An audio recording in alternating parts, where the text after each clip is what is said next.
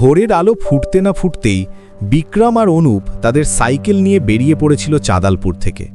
কুয়াশার চাদরে ঢাকা রাস্তা, আর সেই কুয়াশার ভেতর দিয়ে সূর্যের প্রথম আলো যেন জাদুর মতো ছড়িয়ে পড়ছিল চারদিকে। দুই বন্ধু প্যাডেল মারতে মারতে এগিয়ে চলেছিল। তাদের নিঃশ্বাসের ভাব মিশে যাচ্ছিল চারপাশের কুয়াশার সাথে। প্রায় আধ ঘন্টা সাইকেল চালানোর পর বিক্রমের হাত পা ঠান্ডায় জমে গিয়েছিল। সামনে একটা চায়ের দোকান দেখে সে অনুপকে ডাকল, ওই দেখ ভাই, সামনে চায়ের দোকান, চল ওখানে গিয়ে এক কাপ চা খেয়ে নি। শীতে আমার হাত পা এতক্ষণ সাইকেল চালাতে চালাতে ঠান্ডা হয়ে গিয়েছে। যদি গরম গরম চা বিস্কুট পেয়ে যাই তাহলে একটু ভালো লাগবে। তারপর শীতের বেলায় চা খাওয়ার মজাই আলাদা। অনুপ মাথা নেড়ে সায় দিল, আচ্ছা ঠিক আছে চল, আমারও চা খাওয়ার খুব ইচ্ছা হচ্ছে। দোকানদার দুটো চায়ের অর্ডার নিয়ে গরম গরম চা আর বিস্কুট এনে দিল। কুয়াশার মধ্যে বসে গরম চা খেতে খেতে দুই বন্ধুর মুখে হাসি ফুটে উঠল। চায়ের গরম ভাব তাদের মুখে লেগে একটা আরামদায়ক অনুভূতি এনে দিল। চা শেষ করে বিক্রম বলল, চা খাওয়া কমপ্লিট, এবার আমাদেরকে বেরোতে হবে। বেশিক্ষণ এখানে থাকা যাবে না, না হলে পুকুর বাড়ি পৌঁছাতে দেরি হয়ে যাবে।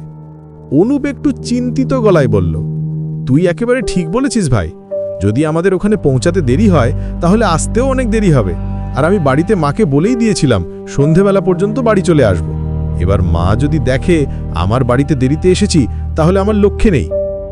বিক্রম হেসে বলল, তুই কি এখনো কাকিমাকে ভয় পাস? তুই আমাকেই দেখ, আমার মা বাবা তো কখনো কোথাও আমাকে যেতে বারণ করে না।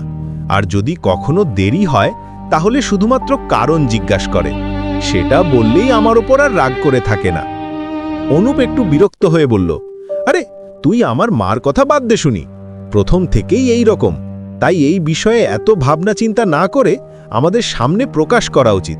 কারণ এখন রাস্তার মধ্যে আছি, সামনে কুয়াশা ভর্তি রাস্তা, আর এত জোরে আমরা সাইকেল চালাচ্ছি। যদি সামনে থেকে কোনো গাড়ি এসে যায় তাহলে অ্যাক্সিডেন্ট হয়ে যাবে। তাই এখন আমাদের সামনে রাস্তার দিকে তাকিয়ে সাইকেল চালানো উচিত। বিক্রম অনুপের কথা শুনে একটু হাসল। তুই এত ভয় পাচ্ছিস কেন?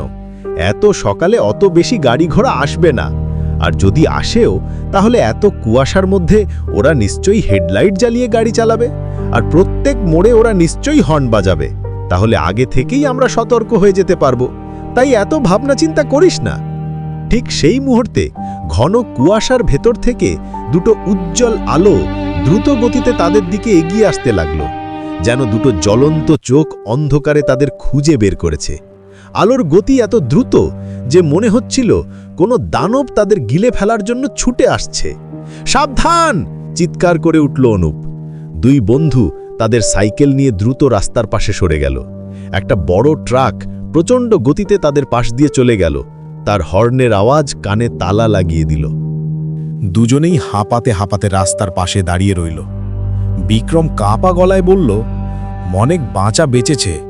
যদি এভাবেই আমরা এত দ্রুত গতিতে সামনের দিকে এগোতে থাকতাম, আর ঠিক সময় মতো যদি গাড়িটার আলো আমরা দেখতে না পেতাম, তাহলে যে কি ঘটতো সেটা আমি ভেবেই ভয় পাচ্ছি।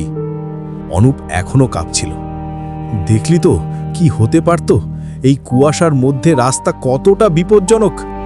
সেই ভয়ানক অভিজ্ঞতার পর দুই বন্ধু আরও সাবধানে তাদের যাত্রা শুরু করল, মনে রেখে যে জীবন কতটা মূল্যবান, আর একটা মুহূর্তেই সব শেষ হয়ে যেতে পারে।